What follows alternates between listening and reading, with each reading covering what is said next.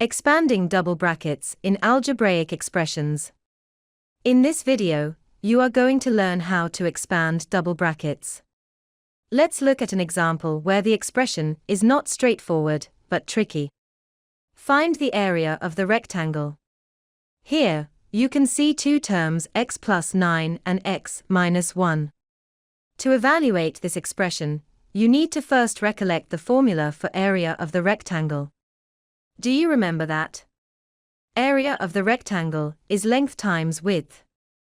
Here length is x plus 9 and width is x minus 1. This is standard double bracket expression. Let's simplify that using the grid method.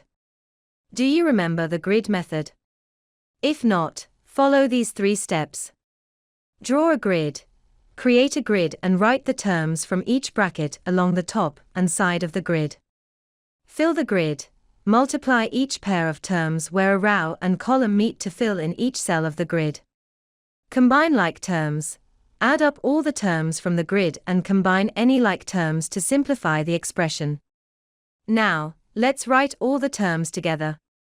X squared plus 9x minus x minus 9.